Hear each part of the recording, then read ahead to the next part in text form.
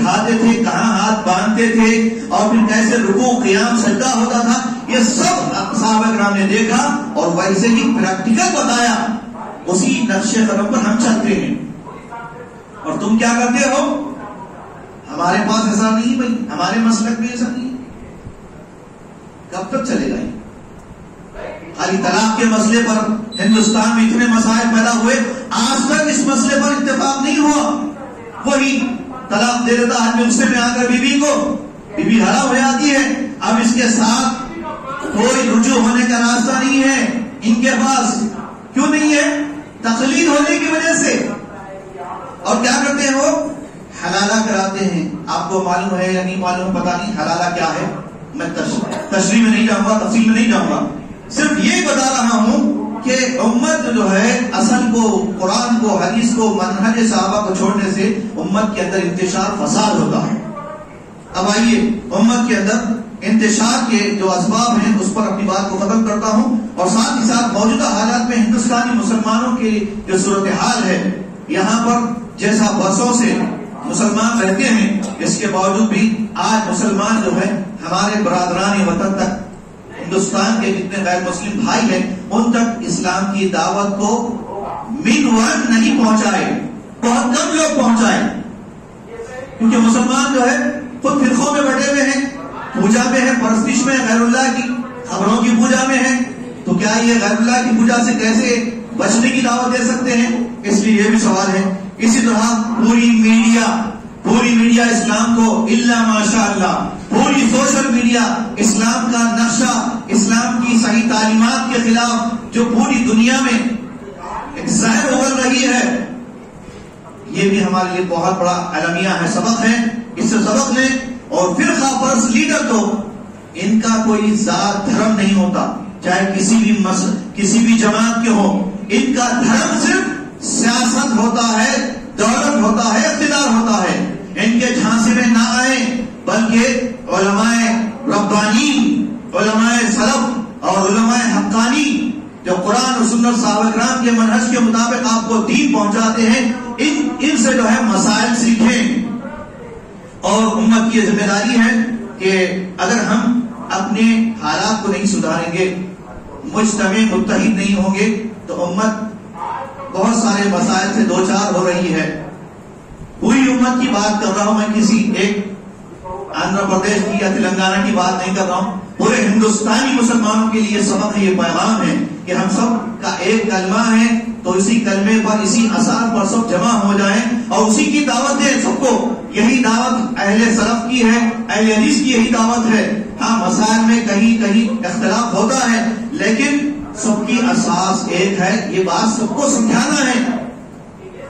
کسی امام کی، کسی پرٹیکولر امام کی تقلید کرنا ہم پر واجب نہیں ہے، فرض نہیں ہے۔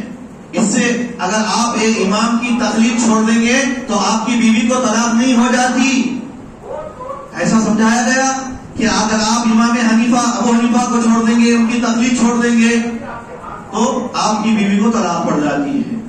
تو کتنے کورے اندھے بن گئے ہیں لوگ۔ علم حاصل کریں شریعت کا، دین کا، تو تاکہ جو ہے ہمارے اندر اتحاد پیدا ہو۔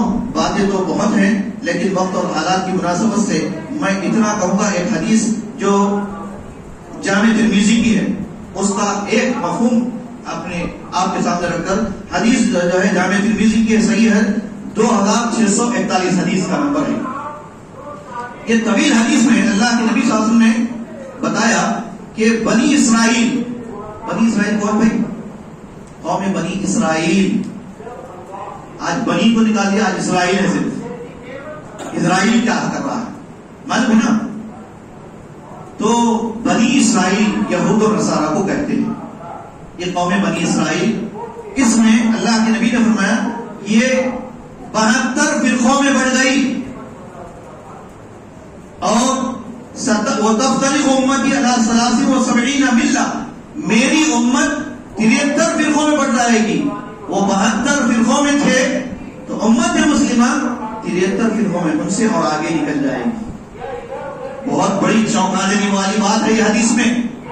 اللہ کے نبی صاحب نے یہ بھی فرمایا لَتَتَّبِعُنَّ من قبلکم شبرا بشبر، اے مسلمانوں سنو، تم ضرور بضرور دوسری قوموں کے نقش قدم پر چلو گے، ان کے طور طریقے پر چلو گے، تم سے پہلے کی امتوں کے طور طریقے پہ تم چلنے لگو گے۔ صحابہ نے تعجب سے پوچھا کہ کیا اس سے آپ کی مراد، آپ کا مطلب یہود و نصارہ، یہودی اور عیسائی تو نہیں ہے؟ تو اللہ کے نبی نے فرمایا ہاں میں اور کس کے بارے میں کہہ رہا ہوں، انہیں کے بارے میں تو کہہ رہا ہوں کہ تم یہود و نصارہ کے نقش قدم پر چلو گے۔ پھر اس کے بعد اللہ کے نبی صلی اللہ علیہ وسلم نے اس حدیث میں فرمایا کہ پوری امت میری 73 فرقوں میں بٹ جائے گی، سارے کے سارے کلہم فی النار، جہنم میں جائیں گے، الا ملۃ واحدہ، صرف ایک طبقہ نہیں جائے گا، یعنی 70 پہ 2 جہنم میں جائیں گے اور 73واں یعنی ایک جو طبقہ ہے وہ جنت میں جائے گا، جس کو اللہ کے نبی صلی اللہ علیہ وسلم نے الفرقۃ الناجیہ کہا، یعنی جہنم کی آگ سے نجات پانے والا فرقہ اور طبقہ۔ تو معلوم یہ ہوا کہ اکثریت، کیا معلوم ہو رہا؟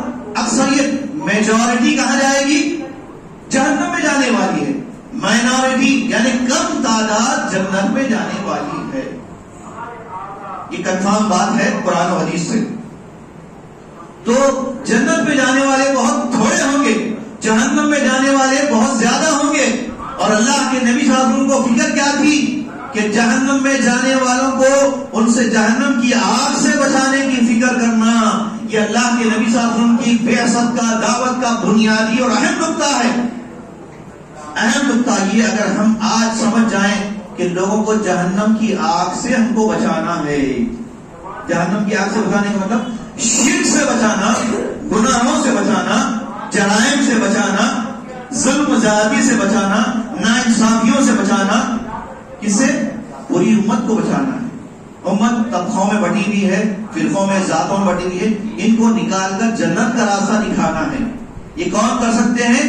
یہ اہل توحید ہی کر سکتے ہیں، کیونکہ یہاں پر ایک ہی راستہ ہے، ایک ہی راستہ ہے، اڑتک راستے نہیں ہے ادھر سے بھی جاؤ جنت مل جائے گی، ادھر سے بھی جاؤ، نہیں۔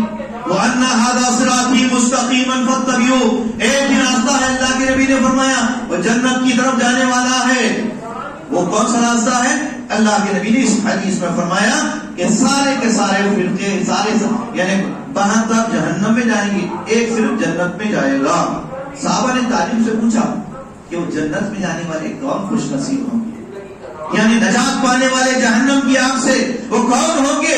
تو اللہ کے نبی نے فرمایا